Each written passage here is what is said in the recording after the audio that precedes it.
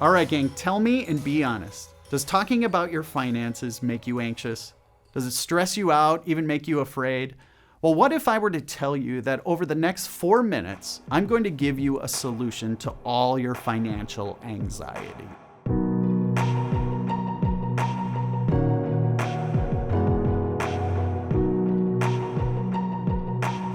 Hey everybody, thank you for joining me for session 3 of a 5-session series we've called What's Enough?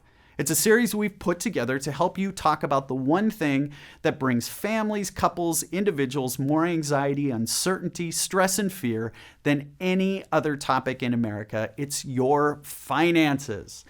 And so today, we're going to take a look at some biblical wisdom and some basic money management principles to help you do the one thing that could once and for all end all your financial worries. You see, I'm guessing nobody told you this, but the truth is, you will never experience the financial joy, peace, and freedom that God wants for you without a plan. Here's the point of this session today. You need a plan because God created you for a purpose. Now, in chapter 12 of Genesis, God essentially says to Abraham, he says to Abraham, I've chosen you and I'm going to bless you. I'm going to make your name great and I'm going to increase your descendants so that they will be as great as the nations. He says, I will bless you so that you might be a blessing to all the nations on earth. You see, God wanted Abraham to know that God had a purpose for Abraham. He was to bless all the nations of the earth. And like Abraham, here's what you need to know. You are likewise blessed. God's given all you have to you so that you too can be a blessing for others. You and I, our purpose is not simply to live for our own pleasure or our own gain. This is what the prodigal son thought in Luke chapter 15. When his father gave him all his inheritance before his father even died, the son went off and squandered it all. Friends, the prodigal son had it all wrong. And often we get it wrong too. No, we are blessed with all we have for a purpose, to be a blessing to others. But to do this, we need a plan. To be a blessing to others, you need a plan. Otherwise, we'll just wander and waste like that prodigal son.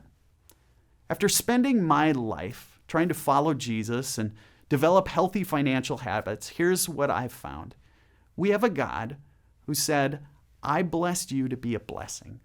And so that's our primary calling, to give first. Here's what's ironic. When you have a financial plan that has you giving first, all other financial concerns have this way of going away. When you give first, you give 10%, for example, to your church, or you stash away 10%, so when asked, you can be generous. Here's what happens next. Most people choose to save second. You set aside another 10%, for example, so your future is taken care of. And then you get to live on the rest. We give first, save second, and live on the rest. Do you know who taught me how to do this? The church. When I was a little boy, the church gave me one of those little cardboard offering boxes. Anyone else remember those? And I'd bring it home, set it on the table, and then I'd pull out my piggy bank. And then my parents, they would give me my allowance, usually in quarters. When I was little, it was about 10 quarters. And I'd put 1 quarter in the offering box. They taught me that you give 10% to the church. And then I put 1 quarter in my piggy bank. My parents taught me to save 10%. And then they said, look what you have left. The church taught me to give first, save second, and live on the rest. And here's what's interesting. It's never felt like something I've had to do. It's always felt like a gift.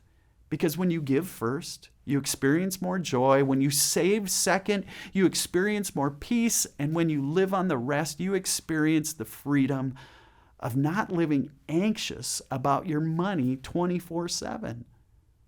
We all need a plan because God created us for a purpose. You'll never experience the joy, peace, and freedom God wants for you until you have a plan. So here is a question for you. Do you have a financial plan? If not, what will it take? If you do, what helped you with that?